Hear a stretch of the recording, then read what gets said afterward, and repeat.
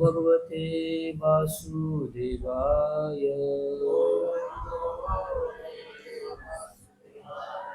ॐ नमो भगवते वासुदेवाय।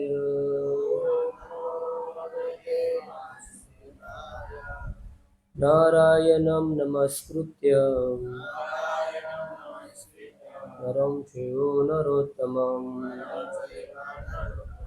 देवीं सरस्वतीं व्यासं ततो जयमुदीरये। नष्टप्रायेषु भद्रेषु नित्यं भागवत सेवया भगवती उत्तम श्लोके भक्तिर्भवति नैष्ठिकी। कृष्णाय वासुदेवाय देवकी नंदनाय च नन्दगोपकुमाराय गोविन्दाय नमो नमः। ग्रंथा श्रीमद् भागवतम तीसरा स्कंद अध्याय 15 श्लोक संख्या 48।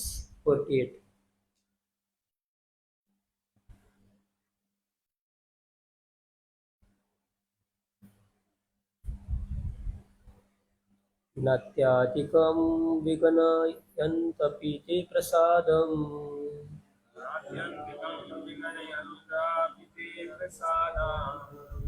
किन्मयदा तीर्थभवं ध्रुव उन्नतस्ते।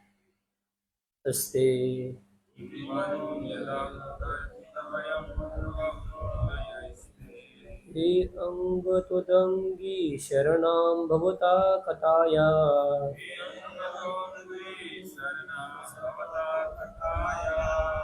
कीर्तन्यतीर्थयशसः कुशलारसज्ञा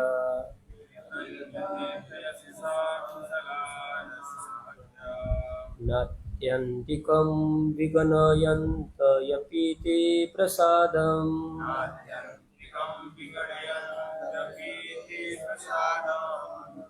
किमन्वयद्यर्पितभयं ध्रुव पुन्न अस्ते।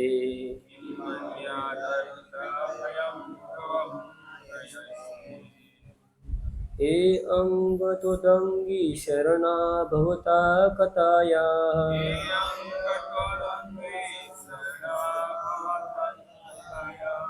कीर्तन्यतीर्थयशसः कुशलारसज्ञः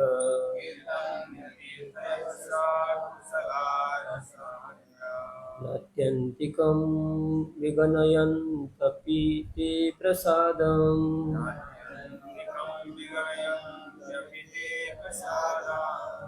किमन्वयद्यपीर्थभयं ध्रुव ध्रुव अन्यस्ते।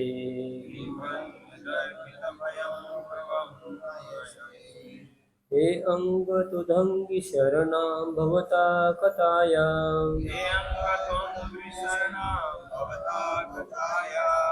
कीर्तन्यतीर्थयशसः कुशलारसज्ञः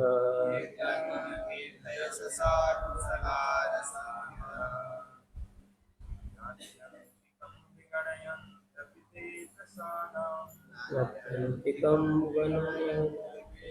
प्रसादम् किमन्वयद्यर्पितभयं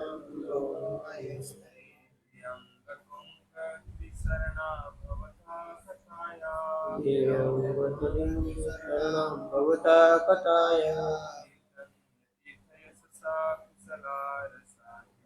कीर्तन्यतीर्थयशसः कुशलारसज्ञः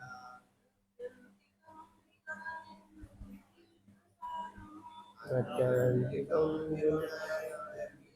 प्रसादम्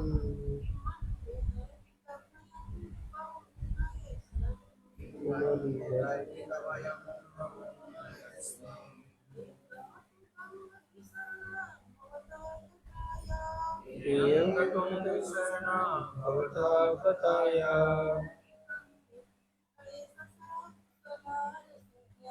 कीर्तन्य तीर्थयशसा कुशला न नहीं अत्याधिकम मुक्ति विगनयन्ति प्रवाह करते हैं अपि भी ते वे प्रसादम वर किम उ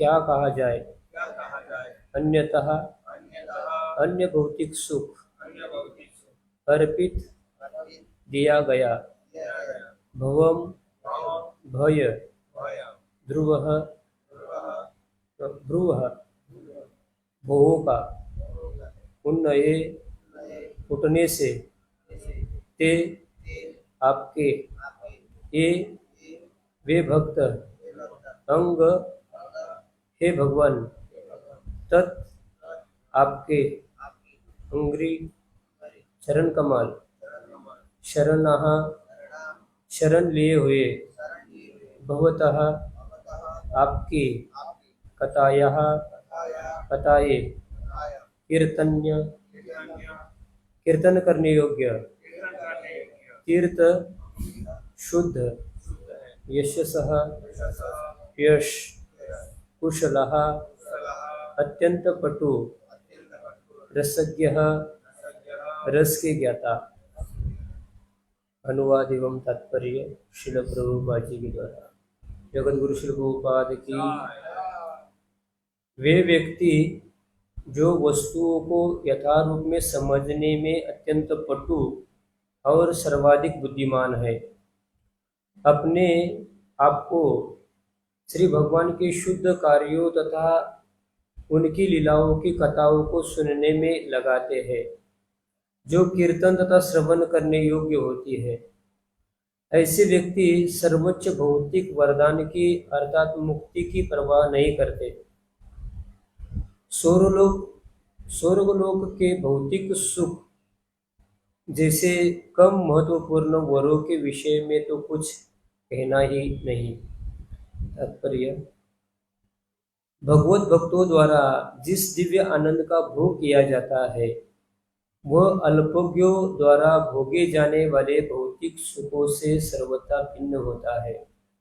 भौतिक जगत में अल्पज्ञ लोग वरों के 4 सिद्धांतों में लगे रहते हैं, जो धर्म अर्थ काम तथा मोक्ष कहलाते हैं।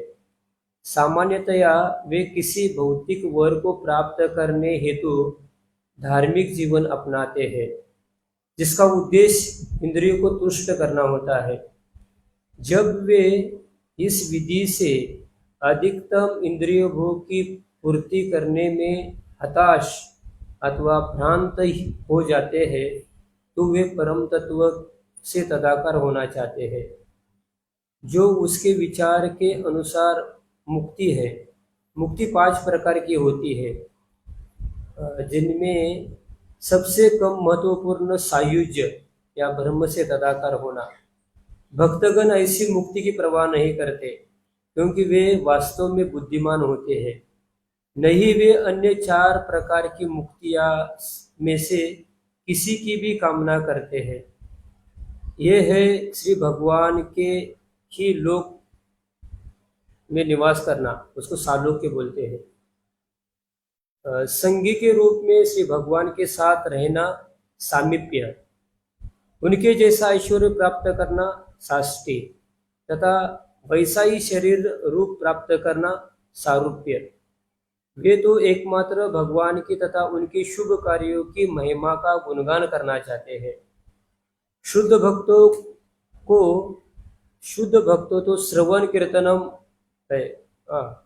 शुद्ध भक्ति तो श्रवण कीर्तनम है।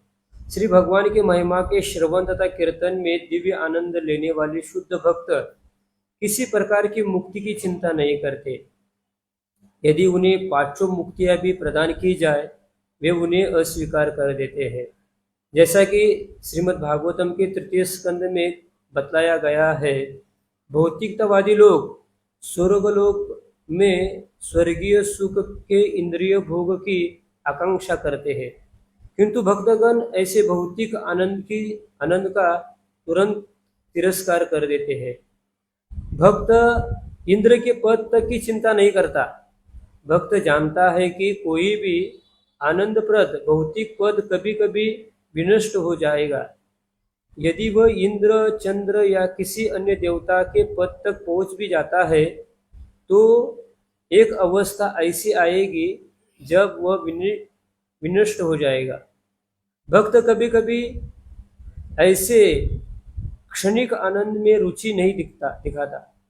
वैदिक शास्त्रों से यह समझा जाता है कि कभी ना कभी ब्रह्मा तथा इंद्र तक नीचे गिरते हैं, किंतु दिव्य भगवत धाम से भक्त कभी नीचे नहीं गिरता। जीवन की इस दिव्य अवस्था को श्री चैतन्य महाप्रभु ने संतुति की है, जिसमें मनुष्य श्री भगवान की लीलाओं को सुनने में दिव्य आनंद का अनुभव करता है।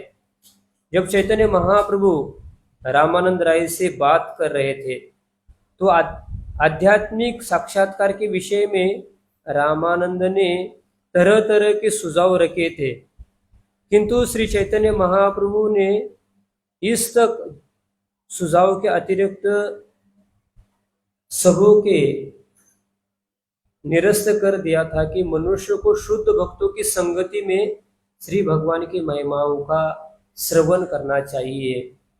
वह सबों को स्वीकार्य है।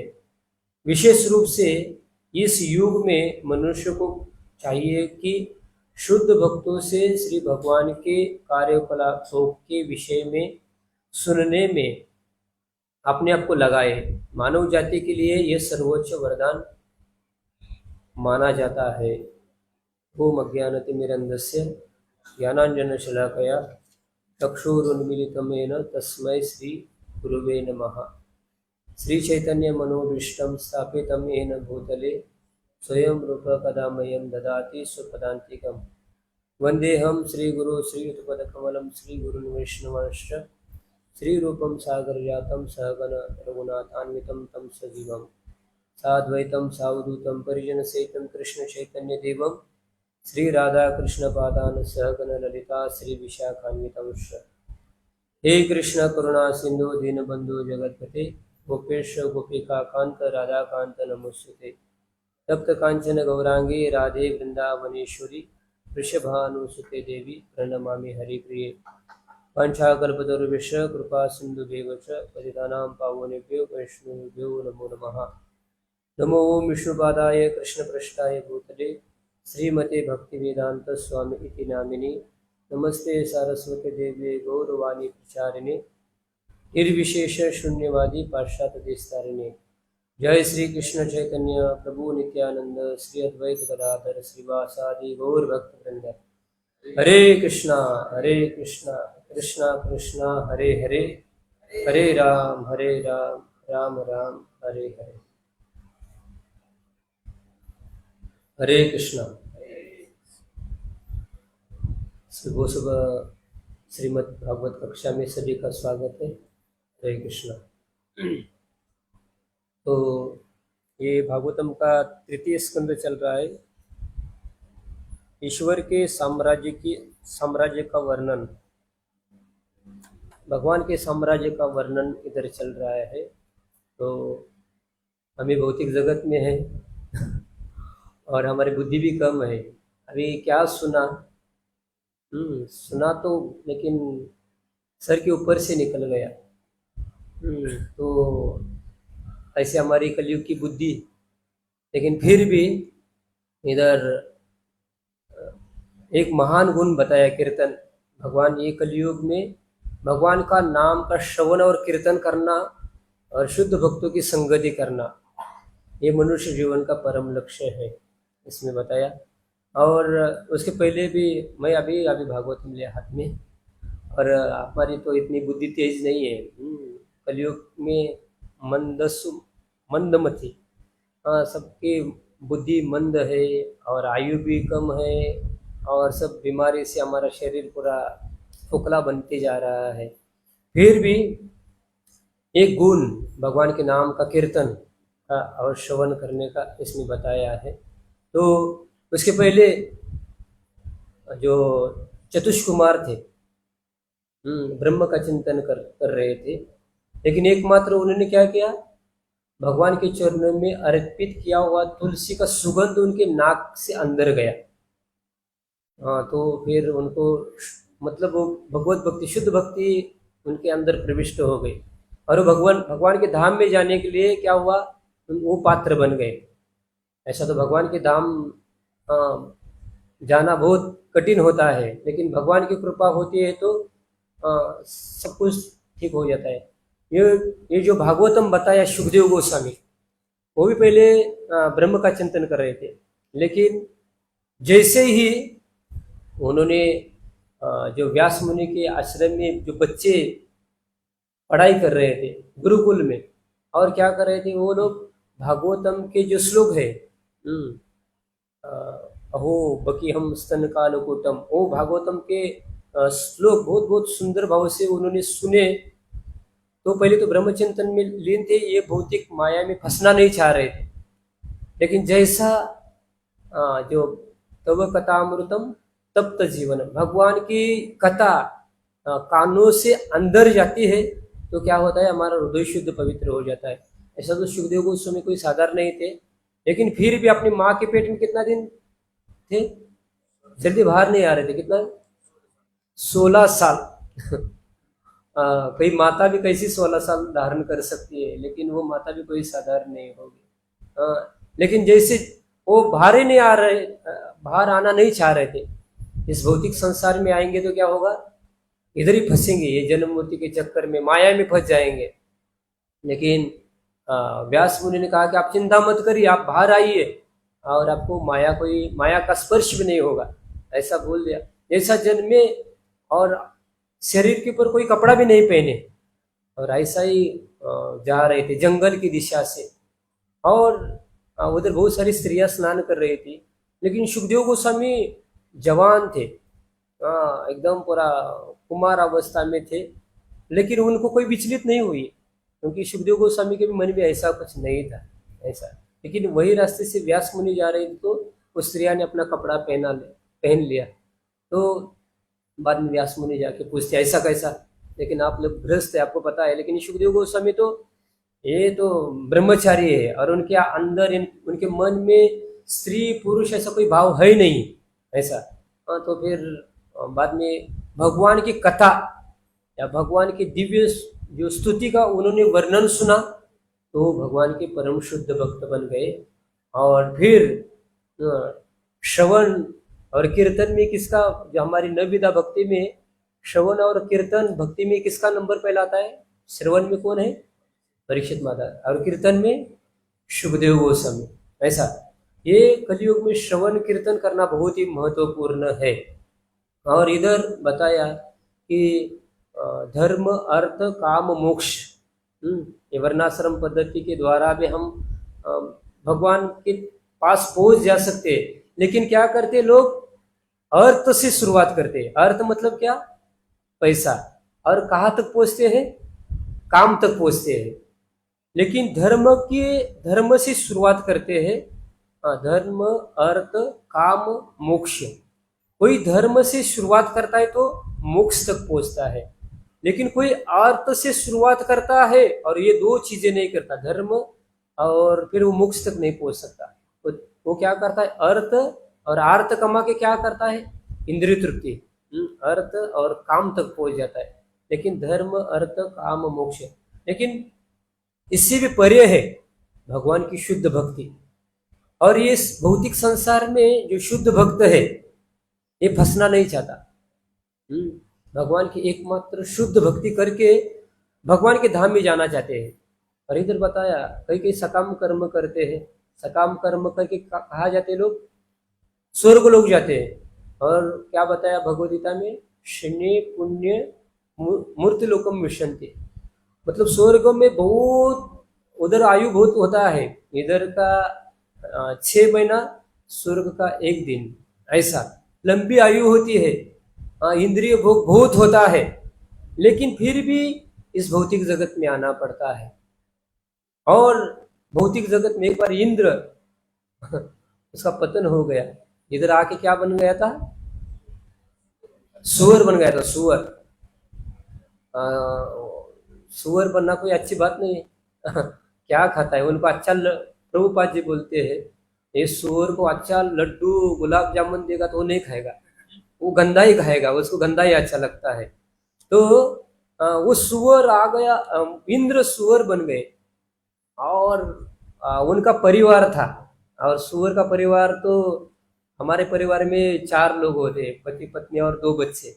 उनका तो परिवार 10 12 15 20, एक बार वो जन्म लेता है तो 10 15 बच्चे को जन्म देता है ऐसा। और आगे पीछे सब उधर गंदी की जगह में वो सोना। फिर आ गए ब्रह्मा जी और उन्होंने कहा कि आप स्वर्ग के राजा थे और आपका इधर इतना पतन हो गया, चलो मैं आपको, नारद मुनि थे लगता है, नारद मुनि ने कहा कि चलो मैं आपको स्वर्ग का आप फिर आपको राजा बना दूंगा। लेकिन उन्होंने कहा नहीं नहीं नहीं नहीं, ये इधर कितना अच्छा माहौल है, देखो ये मेरी सुंदरी है सुअर की पत्नी और सब बच्चे, इधर ही आनंद है, उधर क्या आनंद है ऐसा। तो हम लोग भौतिक जगत में रह रहे हैं, हमको भी वैसा ही लग रहा है कि इधर ही सब आनंद है। हाँ बच्चे है, छोटे बच्चे होते तो उसको तोतली बोलनी बहुत अच्छी लगती है, मीठी लगती है। फिर उसमें फंस जाते हैं संसार में, भगवान की भक्ति करने के लिए टाइम नहीं होता। फिर इतना बिजी दिन भर काम करना। अभी बम्बई में तो दिखते हैं वो बच्चे को पता नहीं होता हमारा पिता कौन है। सुबह 5 बजे वो ड्यूटी के लिए जाएंगे, 4-5 घंटा वो ट्रैवलिंग करेंगे, उधर जॉब खत्म होने के बाद फिर वो 5 बजे निकलेगा तो 10 बजे घर में पहुंचेगा, तो बच्चे सो जाते हैं। जब बच्चे सो जाते हैं तो वो जॉब के लिए बाहर निकलते हैं, और बच्चे फिर रात को, मतलब पिता कौन है पता ही नहीं होता, संडे में पता होता है अरे आपके पिताजी है करके ऐसा। लोग इतने बिजी किसके लिए, इंद्रिय तृप्ति के लिए। उसमें भागवत में बताया कि रात क्या करते हैं वो लोग, एक तो स्त्री संग और सोने में बिता देते हैं, और दिन में क्या करते हैं, काम करते हैं, शरीर बहुत ऐसा उसमें उनकी जिंदगी जाती है। लेकिन जिंदगी का, ये मनुष्य जीवन का परम लक्ष्य है भगवान की शुद्ध भक्ति प्राप्त करना, भक्तों का संग करना। तो इधर बताया श्रील प्रभुपाद जी बता रहे थे, रामानंद राय और चैतन्य महाप्रभु का संवाद। और कुछ दिन पहले उधर ही थे हम लोग पद यात्रा लेके, मैं कल ही बताया। तो रामानंद राय और चैतन्य महाप्रभु का संवाद हुआ कोहुर। वो कोहुर वो गांव का नाम नहीं है, गोऊर, गोऊर, गो पहले उधर गो, मैंने कहा ना गोदावरी का महात्म्य, उधर गोदावरी आ गई, उधर गौतम ऋषि ने एक कुश घास से गाय को मार दिया, मतलब ऐसा हकल दिया तो गाय मर गई।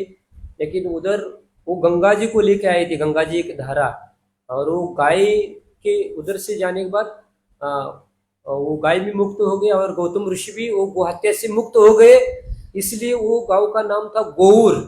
लेकिन उधर अंग्रेज लोग राज्य कर रहे थे, वो इंग्लिश में क्या बोलते हैं गाय को, काउ, इसलिए उन्होंने गौर का कोर किया, कोर मतलब पहले आध्यात्मिक नाम था, लेकिन ऐसा। और उधर रामान चैतन्य महाप्रभु उधर गए, और चैतन्य महाप्रभु तो जान क्या, चैतन्य महाप्रभु की चैतन्य चरितामृत अब पढ़ेंगे तो कितना वर्णन, सुंदर वर्णन किया है। महाप्रभु जहां जहां जाते थे लाखों लोग उनके पीछे पीछे दौड़ते थे।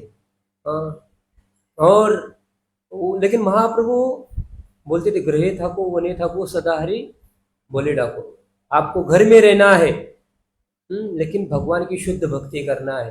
वो कोड़ी वासुदेव था, उनको कोड़ हुआ था, लेकिन वो चैतन्य महाप्रभु का बड़ा भक्त, महाप्रभु ने उनको आलिंगन किया, उनका पूरा कोड़ नष्ट हो गया।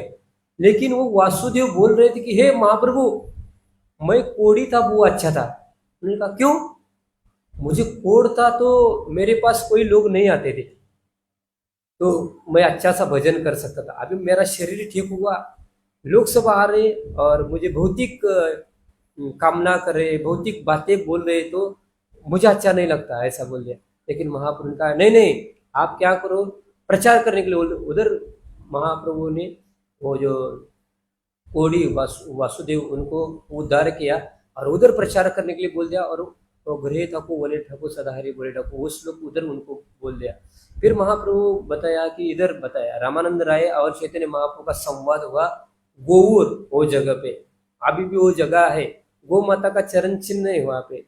और हमारे भक्ति सिद्धांत सरस्वती महाराज उधर जाके उन्होंने चैतन्य गौड़ीय मठ 64 गौड़ीय मठ की उन्होंने स्थापना किया। उधर एक गौड़ीय मठ है, हमारा भाग्य, हम 2-3 दिन उधर रुके और बहुत अच्छा उधर ये पूरा संवाद गौड़ी वैष्णव भक्त थे उनके मुखारविंद से सुना। तो बहुत सारा प्रश्न पूछ रहे थे, ये मनुष्य जीवन का परम लक्ष्य क्या है। और रामानंद राय महाप्रभु को पूछ रहे थे। आज पहले कहा कि आप वर्णाश्रम धर्म का पालन करो, फिर सकाम भक्ति, और बहुत सारा प्रश्न पूछे लेकिन तृप्त नहीं हो रहे थे।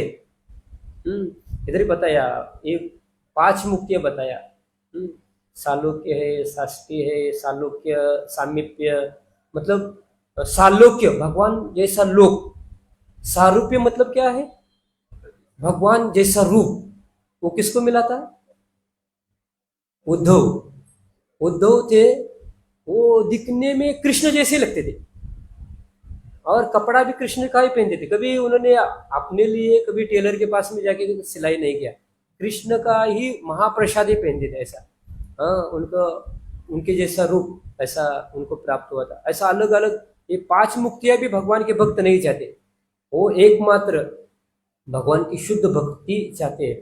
तो रामानंद राय को चैतन्य महाप्रभु पूछ रहे थे और पूछते पूछते उन्होंने कहा कि शुद्ध भक्तों का संग ये बहुत दुर्मिल है कलयुग में, लेकिन हमको रोज ये शुद्ध भक्तों का संग मिल रहा है। वो कैसा मिल रहा है, ये भागवतम के माध्यम से। ये भागवतम शिल प्रभुपाद जी ने लिखा और शिल प्रभुपाद जी ने कहा कि ये भागवतम में कौन हूं, स्वयं मैंने लिखा है, मतलब मेरा संग आपको प्राप्त होगा।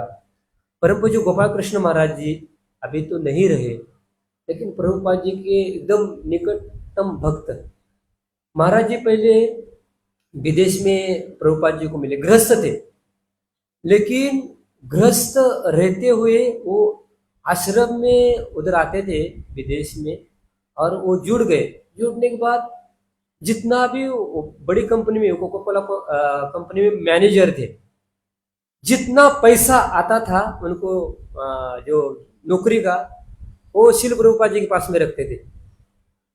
और प्रभुपाद जी ने पूरा एक पैसा भी उन्होंने अपने लिए नहीं रखा। तो शिल प्रभुपाद जी बोले, अरे तुम गृहस्थ हो तो तुम इसमें का आपके लिए थोड़ा ये रख दो। शिल प्रभुपाद जी अपने हाथों से देते थे, उतने में महाराज जी, पहले महाराज जी नहीं थे, ऐसा वो प्रचार कर रहे थे। और वो एक बार शिल प्रभुपाद जी ऐसा लेक्चर दे रहे थे लॉस एंजलिस में होगा लगता है, और वहां पे बहुत भक्त आए और एक चर्च में वो प्रवचन दे रहे थे और एक बंगाल का एक बैनर्जी करके था, एक आ गया और वो शिल प्रभुपाद जी को पहले पहले गोपाल कृष्ण महाराज जी का नाम गोपाल था, वो लेके आए थे और प्रभुपाद जी के बारे में उनको बोल दिया।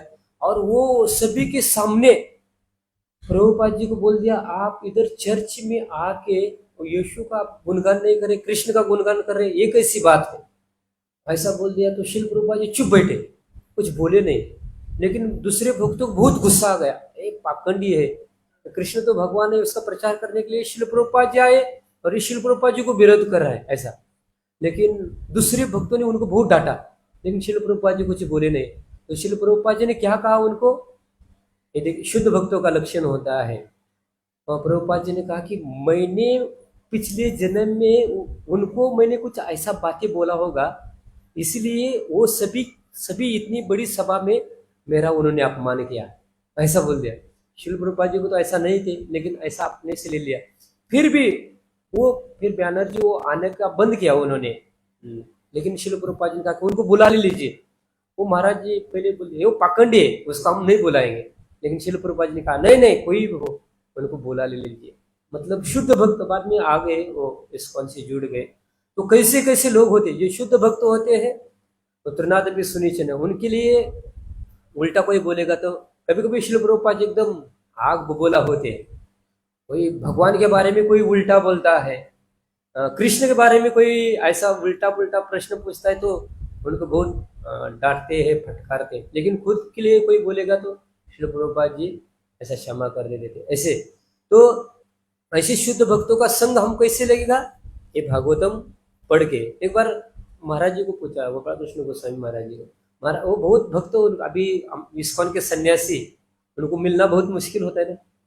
वो आगे पीछे कभी सन्यासी आते तो पूरा राउंड ही करा देते, किसी को आने नहीं देते उनके पास में, ये दूर रहो दूर दूर दूर रहो। और लोग उनके रूम में जाएंगे, फिर उनका टाइम भी जाता है। तो ऐसे ही गोपाल कृष्ण महाराज बहुत बिजी होते थे। तो एक भक्तों ने पूछा, महाराज आप हमेशा भक्तों के संग में इतने व्यस्त है, अगर आपको एकांत में रहने के लिए कहेंगे तो आप कैसे रह सकते क्या?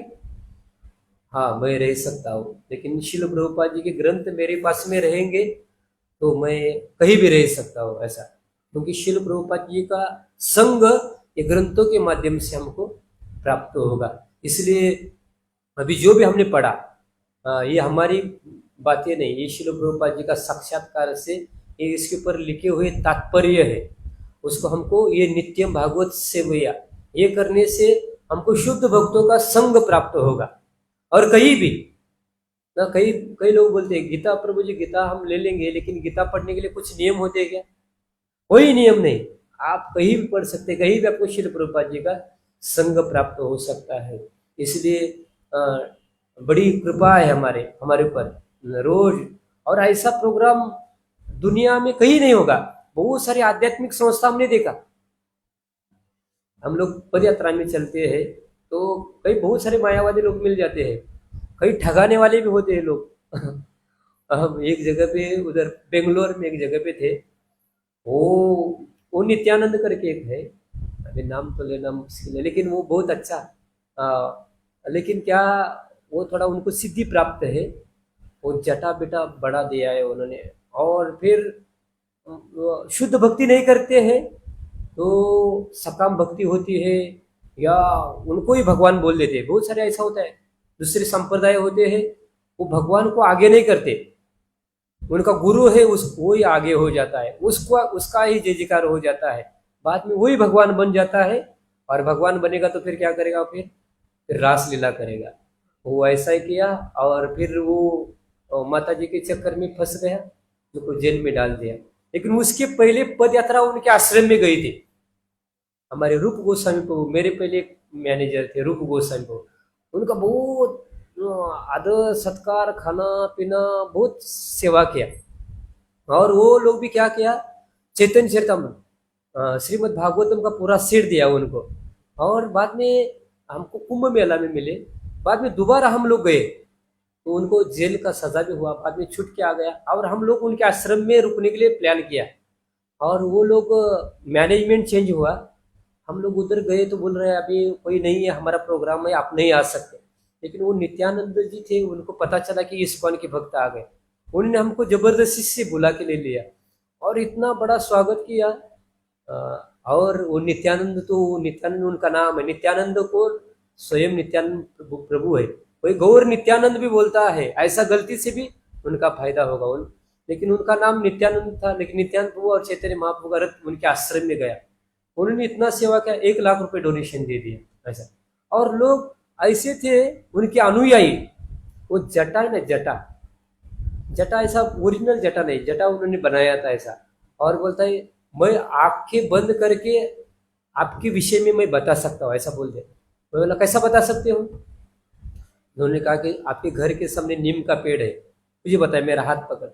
मैं बोला मेरा घर ही नहीं तो अब कैसा घर है बोल रहे, मैं तो ब्रह्मचारी, हमारा घर कहाँ है?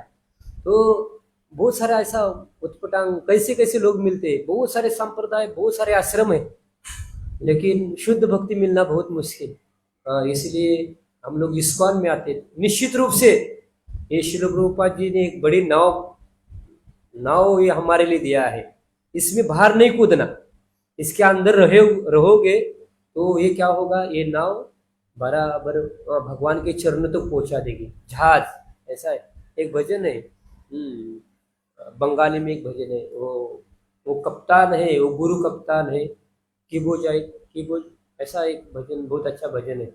तो ये इस्कॉन रूपी क्या है, बड़ी नाव है। ये नाव के अंदर हम बैठेंगे तो क्या होगा, ये भव सागर क्रॉस करेंगे।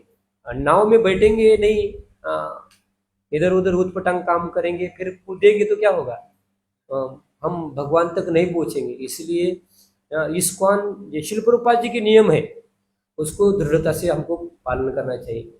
हाँ, हम अपने मन से कुछ नियम बनाएंगे तो शिल प्रभुपाद जी को क्या करें, हम लोग निगलेक्ट कर रहे हैं। इसलिए गुरु गौरांग शास्त्र, साधु गुरु शास्त्र, उसको चेक करना होगा। फिर कई कई होते हैं अपना मन की बात बोलेंगे और शिल प्रभुपाद जी ने ऐसा कहा है, ऐसा बोलेंगे, ऐसा भी नहीं होना चाहिए। और उनकी खुद की बात होती है और शिल प्रभुपाद जी को आगे करके अपना जो मन है, आपका मत बोलना, ये भी गलत बात है। हमको ज्यादा बुद्धिमान होने की आवश्यकता नहीं है। जो भी है, हम शिल प्रभुपाद या गुरु गौरांग की जो आज्ञा है उनका हम एज इट इज पालन करते हैं तो बस हमारा निश्चित है भगवत धाम जाना। नहीं तो हम हमारी मन की बात, इसलिए शिल प्रभुपाद जी बोलते हैं, कई कई लोग बोलते हैं मेरा मत है, मुझे लगता है, मैं ऐसा, तुम्हारा मत तुम्हारे साइड में रखो, भगवान का क्या मत है, भगवान को बोलने दो, आप मत बोलिए, भगवान को बोलने दो। भगवान ने जैसा बताया ऐसा आप लोग सुनेंगे और आपके जीवन में उतार लेंगे तो भक्ति बहुत सरल है। जो सरल है उसके लिए सरल है, जो टेढ़ा है उसके लिए बहुत टेढ़ा है। भगवान भी बहुत टेढ़े है, सरल अंदर नहीं घुसते, वो त्रिभंग ललित है, एकदम अंदर घुसते भी नहीं है और जब घुस जाते तो बाहर निकलते भी नहीं है। इसलिए बहुत सावधानता से क्या करना है, हमको भगवान की भक्ति करना चाहिए। और हमारा हृदय क्या करना चाहिए, ये हृदय पत्थर बन गया, ऐसा बताया। जिस ये भगवान की दिव्य लीला कथा श्रवण से अगर हमारा हृदय परिवर्तन नहीं हो रहा है तो ये हृदय क्या है, पत्थर है। इतनी भगवान की मधुर लीला कथा, आज जगन्नाथ जी का स्नान यात्रा है। जगन्नाथ जी अपना मंदिर छोड़ के लोगों के लिए कृपा करने के लिए स्नान यात्रा के लिए क्या आएंगे, वेदी के ऊपर आएंगे, बाहर आएंगे। और फिर जगन्नाथ जी का दर्शन करके अगर उनका हृदय परिवर्तन नहीं होता है तो वो हृदय क्या बोलना चाहिए, एक पत्थर जैसा हृदय ऐसा। तो हमारा भी हृदय ऐसा ही हो गया। हम लोग इस भौतिक जगत में आके इतने लिप्त हो गए, लेकिन एक दिन भगवान कृपा करेंगे, हम लोग आ गए, वो मार्ग पे आ गए, भक्ति वेदांत मार्ग। इस मार्ग क्या नाम क्या है, भक्ति वेदांत मार्ग। परम पूज्य लोकनाथ स्वामी महाराज बोलते हैं, वो हमेशा दिल्ली से, वो नेशनल हाईवे से जाते हैं, दिल्ली आगरा रोड है। आप दिल्ली आगरा रोड से आप लोग वो छठी करा से भक्ति वेदांत मार्ग से, भक्ति वेदांत मार्ग पकड़ेंगे तो कहाँ पहुंचेंगे, कृष्ण बलराम के चरणों में। अगर ये भक्ति वेदांत का मार्ग नहीं पकड़ोगे तो कहाँ पहुंचेंगे, ताजमहल में जाके पहुंचेगा, आगरा में ऐसा। तो ये भक्ति वेदांत मार्ग मतलब शिल प्रभुपाद जी ने दिया हुआ नियमों का पालन करना, भक्तों का संग सानिध्य प्राप्त करना। और बड़े भाग्यशाली आप लोग, इधर एक छोटा सा सेंटर बन गया, कितनी बड़ी कृपा। बाहर सत्संग नहीं मिलता, एकाकी अमर नहीं पाई बल हरि नाम संकीर्तने, एकाकी अकेले अकेले में भगवान का नाम संकीर्तन करना बहुत मुश्किल। लेकिन भगवान की कृपा, श्री प्रभुपाद जी की कृपा और भक्तों की कृपा से इधर सेंटर हुआ और भविष्य में मंदिर भी होगा। सेंटर बच्चा बच्चा बच्चा बच्चा नहीं रहता, वो आगे जाके थोड़ा जवान होता है, युवक होता है, जवान होता है, कुमार होता है, बाद में बड़ा हो जाता है। ऐसा इस्कॉन भी ऐसा है। शिल प्रभुपाद जी ने न्यूयॉर्क में ये इस्कॉन की स्थापना किया। अभी अब मुझे बहुत अच्छा लगता है, रोज आप लोग ये शिल प्रभुपाद जी के वचन पढ़ रहे हैं। उद्देश्य इस्कॉन के 7 उद्देश्य कई लोगों को पता भी नहीं होता, लेकिन रोज आप लोग पढ़ रहे पढ़ फिर हम हमारे दिमाग में आता है ऐसा। कैसी कैसी स्थिति में शिल प्रभुपाद जी ने इस्कॉन की स्थापना किया, उधर कोई 16 माला भी करने वाला नहीं था, लेकिन शिल प्रभुपाद जी किसी को पता भी नहीं है, एक छोटी सी एक कोठी थी, उसके अंदर अंतरराष्ट्रीय कृष्ण भवनामृत। अभी किसी कोई प्रचार भी नहीं है, कुछ दीक्षित भक्त भी नहीं है, फिर भी शिल प्रभुपाद जी वो उनको पता था ये इस्कॉन आग जैसा फैलेगा। चैतन्य महाप्रभु का आंदोलन क्या होगा, जैसे जंगल में आग लग जाती है तो आग कोई भी नहीं रोक सकता, वो आग क्या होती है, फैलती जाती है, फैलती जाती है। वैसा ही ये चैतन्य महाप्रभु का आंदोलन है, वो कोई रोकने से नहीं रोकेगा, वो आगे ज्यादा उसको और प्रचार होगा, और प्रचार होगा, और प्रचार होगा। इसलिए हमको गंभीरता से इस कृष्ण भावना को लेना है। गंभीरता से लेना मतलब क्या करना है, श्रवण कीर्तन करना चाहिए। ये श्रवण कीर्तन ये भगवत भक्ति में पहला सोपान है। नवविधा भक्ति में पहले श्रवण है, कीर्तन, फिर विष्णु स्मरण। इसलिए बहुत गंभीरता से श्रवण करना चाहिए। लेकिन श्रवण करने के टाइम पे कई भूत हमारे सर के ऊपर बैठ जाता है। भौतिक चीजें सुनते हैं, कोई सिनेमा का गाना सुनता है या सिनेमा देखता है तो पूरा एकदम ताजा तवाना हो जाता है। वो उनको कोई थोड़ा भी आंखों के ऊपर झपकी नहीं आती, एकदम फ्रेश। लेकिन भगवान की कथा सुनेंगे तो कली हमारे सर के ऊपर आगे बैठ जाता है, हमको सुनने नहीं देता। फिर भी जो भी है हमारे कान के अंदर जाएगा तो निश्चित रूप से भगवान की कृपा प्राप्त होगी। तो आज बहुत विशेष दिन है, आज जगन्नाथ जी का स्नान यात्रा। जो भी कोई देखता है जगन्नाथ जी का स्नान यात्रा या भगवान को स्नान, अभी तो पंडे किसी को आने नहीं देते, वो पंडे ही लोग ही जो उनके परंपरा से आए हुए लोग ही स्नान कराते हैं, दूसरा और किसी को परमिशन नहीं होता। लेकिन श्रील प्रभुपाद जी ने क्या किया, हमको जगन्नाथ जी दिए। हमको पहले जगन्नाथ जी, मैं जगन्नाथ जी को देखा, अरे ऐसा कैसे भगवान हो सकते हैं, मैं बोला ये क्या है, मैं समझ भी नहीं पाया, ऐसा थोड़ा ही भगवान होता है। लेकिन भक्तों ने कहा, भगवान की जगन्नाथ जी की दिव्य लीला कथा बताई, ये जगन्नाथ जी, फिर हमको समझ में आया जगन्नाथ जी है, बलदेव जी है, सुभद्रा है, लेकिन हमको कोई पता ही नहीं था। लेकिन श्रील प्रभुपाद जी की कृपा से जगत के नाथ जगन्नाथ है वो हमको दे दिए और इधर आए हैं। तो हम भी मतलब पूरी हम नहीं जा सकते, लेकिन इधर पूरी का वातावरण हम इधर बना सकते हैं। रथ यात्रा भी होगी ना 15 दिनों के बाद, तो बहुत अच्छा। इस्कॉन में सब फेस्टिवल ही फेस्टिवल है। सुबह मंगल आरती में आना भी फेस्टिवल होता है। दिवाली होती है, दीपावली तो महाराष्ट्र में मना लेते। सुबह सुबह कभी नहीं उठेंगे जिंदगी में, दिवाली के दिन उठेंगे, पूरा स्नान गर्म पानी से, तेल शरीर में तेल भी लगा के पूरा फ्रेश होके कपड़ा। साल में एक बार दिवाली होती है, लेकिन इस्कॉन में हर रोज दिवाली होती है। सुबह जल्दी उठना है और भगवान की मंगल आरती में जाना। ये बहुत बड़ा कार्य है, भगवान की मंगल आरती में जाना। ऐसा भक्त बोलते, जो करे मंगला वो कभी नहीं रही कंगला, वो कभी कंगला नहीं रहेगा, वो हमेशा क्या होगा, धष्ट पुष्ट होगा आध्यात्मिक दृष्टिया। तो आप लोग आते हैं मंगल आरती में, भगवान की कृपा ले लेते हैं, भागवत श्रवण करते हैं।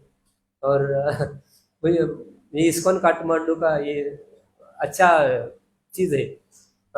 तुलसी आरती होगी तुरंत भागवतम सुनो।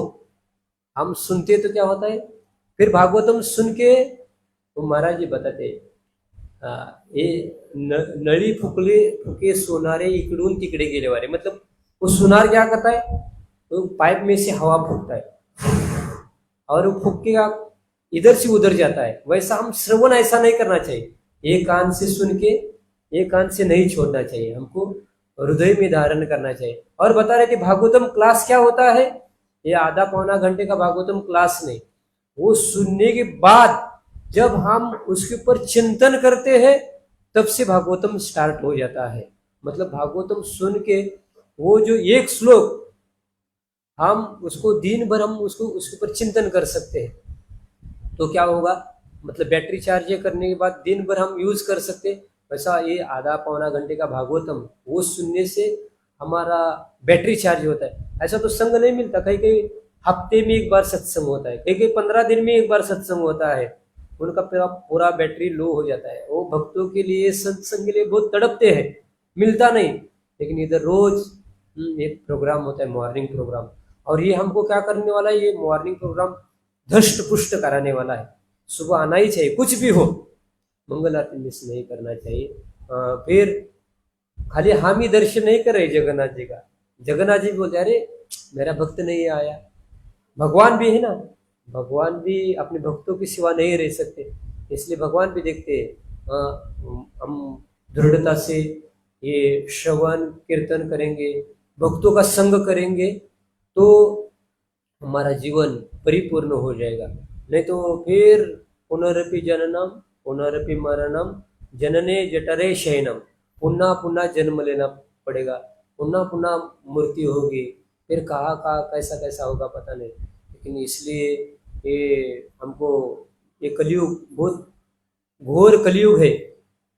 बाहर जाएंगे तो लोग कैसे कैसे, अभी सुबह सुबह कोई बीड़ी फूकने वाला मिलेगा, इधर तो कम है, उधर साउथ इंडिया में सुबह सुबह।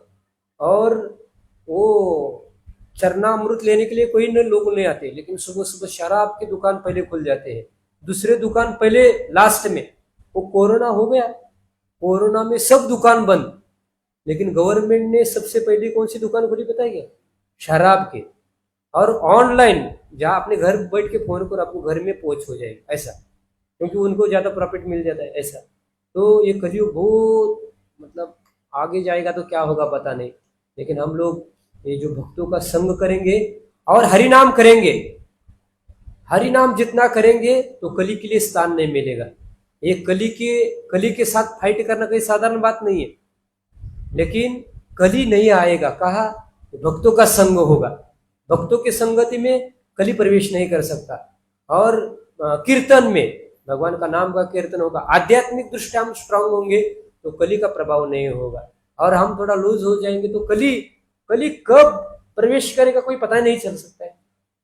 परीक्षित महाराज थे, इतने बड़े राजा थे, उनको कभी भूख प्यास नहीं, भगवान के शुद्ध भक्त थे, लेकिन एक निमित्त बनवा दिया, उनको भूख और प्यास लग गई। प्यास लगने के बाद उसी दिन वो जरासंध को मार दिया था, उसका मुकुट पहन के गए थे सोने का, उसमें कली ने वास किया। और कली परीक्षित महाराज जी का बुद्धि ऐसा आ गया कि शम्यक ऋषि बैठे थे, उन्होंने पानी मांगा, मुझे बहुत प्यास लगी है, मुझे पानी दे दीजिए। लेकिन वो मुनि ने पानी नहीं दिया।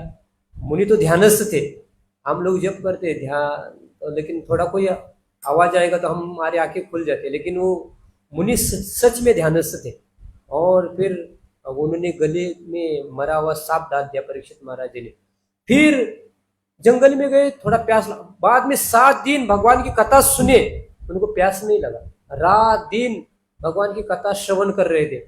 हमारा आधा पौना घंटा होता तो चलो बस प्रभु टाइम हो गया, लेकिन उधर तो टाइम देखने के लिए किसी के पास टाइम घड़ी नहीं थी। इसमें भगवान की कथा लीला में मग्न थे ऐसा। तो उनको भूख प्यास बाद में नहीं सताया ऐसा। तो ये सुखदेव गोस्वामी के मुखारविंद से ये भागवतम सुन के भगवत धाम चले गए। और दोनों भी एक जैसे थे। परीक्षित महाराज जो बचपन में वो खेल कूद करते थे, भगवान की जो गुड़िया होती थी, भगवान की जैसी मूर्तियों के साथ खेलते थे। और सुखदेव गोस्वामी भी वैसे ही जन्म से ही माँ के पेट में थे, तब से ही भगवान के भक्त, जाने के बाद भी भगवान के भक्त बन गए। गुरु और शिष्य वैसे ही थे, लेकिन उन्होंने क्या किया? भगवत प्राप्ति किया। श्रील प्रभुपाद जी बोलते हैं, उसमें तात्पर्य में लिखते हैं, परीक्षित महाराज जी का जीवन, हमारा भी सौभाग्य, हम भी जैसे सुखदेव परीक्षित महाराज जी बचपन में कृष्ण की गुड़िया के साथ वो खेल करते थे, भगवान को खिला देते थे, वैसा ही मेरे पिताजी मुझे क्या करा, बचपन में हम रथ यात्रा करते थे, मेरे लिए रथ ला के दे दिया। हाँ, अभी भी श्रील प्रभुपाद जी जो राधा गोविंद जी की आराधना करते वो विग्रह कलकत्ता में है। हम लोग कुछ दिन पहले गए थे, वहाँ दर्शन किया। हाँ, तो उन्होंने कहा कि हमको भी हमारे पिताजी धार्मिक थे, हमको बचपन में राधा कृष्ण की विग्रह की सेवा उन्होंने दिया, जगन्नाथ रथ यात्रा दिया, हम लोगों को प्रसाद खिला देते थे। मतलब बचपन में हमने भगवान की लीला के साथ हमको ऐसा सहयोग प्राप्त होगा, इसलिए हम इतनी बड़ी भगवान के भक्त बन गए। अपने गुरु के बारे में बोलते, भक्ति सिद्धांत सरस्वती महाराज, वो भी उनके भी गुरु भक्ति विनोद ठाकुर महाराज, वो भी भगवान के परम शुद्ध भक्त थे। लेकिन हमको पता नहीं, हमको बाद में पता चला भक्ति क्या होती है। लेकिन जो भी है पता चला, ये उम्र में कोई ज्यादा उम्र हो ही नहीं, हम कहीं भी जिस भी स्थिति में हमको ये कृष्ण भक्ति या चैतन्य महाप्रभु कृपा या भागवतम हमको मिला, ये भक्ति मार्ग मिला, इसको कभी भी नहीं त्यागना चाहिए। उसको बहुत गंभीरता से लेके हम भक्ति कार्य में आगे बढ़ेंगे तो निश्चित रूप से यही जीवन में हम भगवान के धाम में जा सकते हैं। और दूसरे क्षीणे पुण्य मूर्त लोकम विशंति। पुण्य क्षीण होने के बाद इस भौतिक जगत में आना पड़ता है, लेकिन भगवान के धाम में न तद भासते सूर्यो न शशांको न पावका यद गत्वा न निवर्तन्ते तद्धाम परम मम। मतलब भगवान का धाम एक बार जाएंगे तो वापस नहीं आना पड़ता, उधर ही भगवान के धाम, हम भगवान की नित्य सेवा में उधर लिप्त हो जाएंगे। ऐसा है ये श्रवण कीर्तन की विधि, तो हम लोग रोज करते और गंभीरता से करेंगे तो हमारा जीवन परिपूर्ण होगा। हरे कृष्णा। ग्रंथराज श्रीमद् भागवतम की, जगत गुरु श्री प्रभुपाद की, निताय गौर प्रेमानंदे।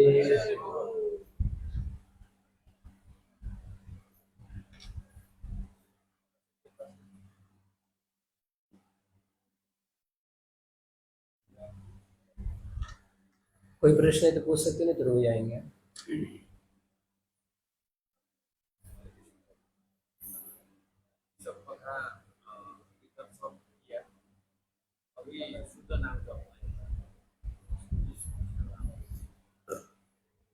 हम लोग नाम लेते लेते वो शुद्ध नाम आता है। हम कथा श्रवण करते करते करते फिर कथा में हमको रुचि आ जाती है। अभी ये रोड, हम कल रोड से आ रहे थे, एकदम रोड तैयार नहीं हुआ, हाँ उसमें थोड़ा थोड़ा थोड़ा कंस्ट्रक्शन चालू है, फिर रास्ता जाने, गाड़ी जाने के लिए भी रास्ता है, धीरे धीरे गाड़ी आगे बढ़ रही है, फिर एक एक एक एक, एक, एक प्रोसेस पूरा करते हुए रोड बन जाता है। वैसा ही हमको शुद्ध नाम लेने के लिए पहले हमको ध्यानपूर्वक नहीं लेते हैं, नहीं लेते हैं, लेकिन लेते रहने से, प्रयास करने से एक दिन वो शुद्ध नाम आ जाएगा। तुरंत नहीं होगा, आप रोज भगवान को प्रार्थना करनी होगी। नाम प्रभु मतलब ये हरि नाम स्वयं हरि है। कई भक्त वो भगवान का नाम होता है ना, भगवान की विग्रह की आराधना करते, वैसा ही नाम की पूजा करते, हरि नाम को ही भोग लगा देते। ऐसे ही कई कई भक्त होते हैं, उनकी नाम के प्रति गाढ़ी श्रद्धा होगी। नहीं नहीं, नाम ही हमको बचा सकता है। फिर हम उसी तरफ से, हृदय से, अर्थ भाव से, मतलब नहीं नहीं भगवान, आपके भगवान का नाम हमको ही बचाने वाला है। और जैसे हरिदास ठाकुर है, नामाचार्य, और बहुत अच्छे अच्छे भक्त जिन्होंने नाम में सिद्धि प्राप्त किया, ऐसे भक्तों से नाम की महिमा हम सुनते हैं, तो एक दिन फिर शुद्ध नाम आ जाएगा। प्रैक्टिस करना होगा हमको, भगवान को प्रार्थना करना होगा, हम अपनी शक्ति से नहीं होगा, गुरु गौरांग को प्रार्थना करनी होगी, तो फिर उनकी कृपा से एक दिन आ जाएगा। हम उस मार्ग में हैं, भक्ति मार्ग में हैं। भगवान कभी नहीं बोलेंगे अरे अपने इतना भक्ति किया, और दूसरे शून्य पुण्य मूर्त लोकम विशंति, दूसरा कार्य करेंगे तो वो सब नष्ट हो जाता है, लेकिन भक्ति कभी भी नष्ट नहीं होती। आप आज से 50 तक आप भक्ति किया, बाद में 51 से चालू होगा, पूरा एकदम डाउन में नहीं आता। तो भक्ति करने से फिर हमको भगवान एक दिन कृपा करेंगे, हमारे मुख से शुद्ध नाम आ जाएगा। जैसे धन्यवाद भानु भक्त प्रभु जी, हमको इधर लेके आए, और उधर काठमांडू में बहुत अच्छा अच्छा प्रोग्राम किए। मैंने वो निर्जला एकादशी, हम लोग पदयात्रा में हर जगह पे निर्जला एकादशी बना लेते हैं, मतलब साल में, ये साल इधर है, अभी आंध्रा में, अभी एक साल जाते जाते हमको केरला में रहेंगे हम लोग, फिर केरला, कर्नाटक, फिर दूसरे साल महाराष्ट्र में, सभी जगह पे हमने देखा, लेकिन ऐसी निर्जला एकादशी कहीं नहीं देखा।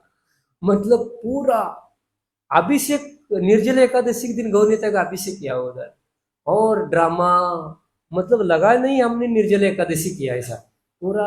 मतलब ऐसा कब होगा, और ज्यादा माला क्या, हम 16 माला करते तो बहुत, अरे माला कब हुआ, काउंटर की तरफ देखते, लेकिन उसी टाइम पे 64 माला कब हुई, और बहुत अच्छा सा ये निर्जला एकादशी का व्रत रहा। और इधर दूसरी जगह पे इतने लोग नहीं आते, मुझे लगा कि जन्माष्टमी है क्या उधर, इतना लोग आ रहे। हम लोग उधर दर्शनार्थी के बाद उधर जप कर रहे थे, 1 घंटा हुआ, 2 घंटा हुआ, 3 घंटा हुआ, लोग आते जा रहे, आते जा रहे। मैं बोला कि फेस्टिवल कोई इनविटेशन किसी को दिया, कोई भी प्रोग्राम इनविटेशन है, लेकिन लोग इतने आ रहे थे, इतने आ रहे थे, पूरा रात भर, मतलब 7-8 बजे तक पूरा बाहर के लोग। मैंने ऐसा कभी देखा नहीं दूसरी जगह पे। निर्जल एकादशी के दिन इतने लोग भगवान का वो नीला बूढ़ा नीलकंठ और वो नारायण और हमारे इस्कॉन का मंदिर बहुत फेमस, बहुत लोग आए। और इधर भी ऐसा मना लिया, 60-70 भक्त, कीर्तन ड्रामा क्या क्या किया। तो बड़ी कृपा, मेरा भाग्य उधर आप लोगों की, मतलब काठमांडू में था और इधर इतना गर्मी है, लेकिन उधर ठंडा वातावरण। पेड़ के नीचे, ऐसा रूम के अंदर में बैठेगा तो उधर अभी तक फैन नहीं है। इधर तो कितना फैन क्या कूलर लगा दिया, उधर फैन की आवश्यकता ही नहीं है। मतलब वो वृंदावन जैसा, वृंदावन तो बहुत गर्मी, लेकिन उधर तो बहुत ठंडा। एक बार हम बद्रीनाथ में निर्जल एकादशी मनाया था, बद्रीनाथ में उधर गए, उधर ही निर्जल एकादशी प्लान करके गए थे। पैदल पैदल गए थे हम लोग, हरिद्वार से छोटी गौरनीता को लेकर। लेकिन बहुत उसी टाइम पे भगवान के धाम में अगर निर्जल एकादशी करते तो बहुत भगवान की कृपा मिलती है।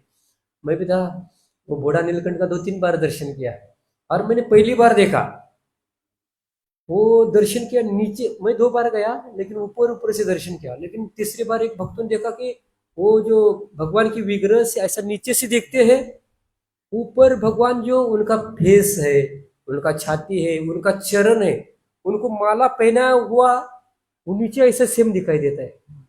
दुनिया में ऐसा कहीं नहीं है। हम ऐसा सोएंगे, अभी मेरे नीचे ऐसा मैं बैठा हुआ ऐसा नहीं दिखाई देता। हाँ, ये पीछे का नीचे का भाग दिखाई दे देगा, ऊपर का मुख वगैरह नहीं दिखाई देगा। लेकिन वो कैसा भगवान, मतलब कैसे कृपालु है। ऐसा, अरे हो सकता है, होता भी है। हम अभी मंगलगिरी जाएंगे, उधर नरसिंह भगवान है, उसको पानकम देते, पानकम। 1 गिलास, उसमें गुड़ होता है, अदरक जल होता है, इलायची होता है।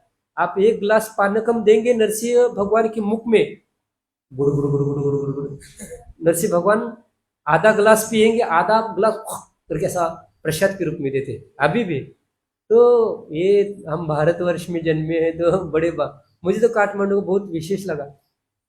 3 बार गया मैं, 4 बार गया, और मुझे आश्चर्य लग रहा था कैसे भगवान क्या नहीं कर सकते।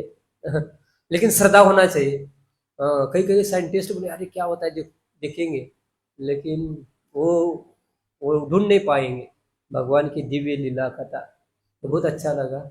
इधर ये विराटनगर आसपास में बहुत सारे सेंटर खुल रहे हैं, और ये चैतन्य महाप्रभु बड़ी कृपा, यहाँ शुद्ध भक्ति का प्रवाह धारा हमको मिल रही है। लेकिन हम लोग अपराध नहीं करेंगे, भक्तों की निंदा न करते हुए भगवान की भक्ति करेंगे तो भगवान हमको पास में ले लेंगे। नहीं तो हम अपराध करते हुए, सुबह सुबह 10 नाम अपराध बोलते ना, जन्म जन्म तक हम लोग हरि नाम कर रहे हैं, लेकिन अपराध करते बैठेंगे तो आगे गाड़ी नहीं बढ़ेगी। जैसा नदी क्रॉस करना है, और वो क्या, वो नाविक होता है क्या करता है, वो लंगर वो डाल देता है, और लंगर नहीं निकाल दिया, और वो रात एक शादी में जाना था और लंगर डाल दिया था, सब लोग बैठ गए, और हवा आ रही थी, बहुत सारा हवा ऐसा चल रही थी, और लोगों को लग रहा कि अभी हम पहुंचेंगे, अभी पहुंचेंगे, लेकिन पहुंचते क्या उधर ही थे, क्योंकि वो लंगर नहीं निकाल दिया था। ऐसा हम लोग अपराध रूपी लंगर वो रखेंगे, डालेंगे, और कितना भी प्रयास करेंगे आगे जाने का, आगे नहीं बढ़ सकते। इसलिए बहुत सावधान भक्तों को सेवा करना चाहिए, और जो हमारी अथॉरिटी है उसको फॉलो करते हुए बहुत महत्वपूर्ण है। मैं ऐसा नहीं बोल रहा हूँ, मैंने मेरी जिंदगी में देखा, हम अपनी अथॉरिटी को प्रसन्न करते, वो कैसे भी हो, बड़े ज़्यादा पढ़े लिखे नहीं हो, कोई भी हो, लेकिन गुरु की कृपा से, भगवान की कृपा से उनको वो पद दिया, प्रभु जी है, दीक्षा भी नहीं हुआ, फिर भी उनको भगवान की कृपा से उनको इधर नियुक्त किया है, वो उनका सुनेंगे तो निश्चित रूप से हमारा कल्याण होगा। क्योंकि अपने मन से नहीं होता ना, आध्यात्मिक कार्य है। कोई बड़ा, इधर तो बहुत सारे पैसे वाले लोग होंगे, बड़े बड़े पंडित लोग होंगे, लेकिन सभी इधर आके सेवा नहीं कर सकते, ऐसा सेवा का संधि नहीं मिलता। जिनको मिला है, जो कोई भी है अथॉरिटी, इसको बहुत महत्वपूर्ण है, हम उनको फॉलो करके हमारा आध्यात्मिक जीवन बिता देते हैं तो निश्चित रूप से गुरु गौरांग प्रसन्न होते, भगवान प्रसन्न हो जाते। सारी क्षमा करिए। ये माइक ऐसा है, मिल जाता है तो बोलते ही रहता है, बोलते रहता है, ऐसा है। तो क्षमा करिए, कोई गलत बोला होगा तो भी क्षमा करिए, और अच्छा बोला होगा तो आपके पास में रखिए। हरे कृष्णा। श्रील प्रभुपाद की जय। इस्कॉन विराटनगर भक्त वृंद की निताय गौर प्रेमानंदे। आचार्य प्रभु जी की जय।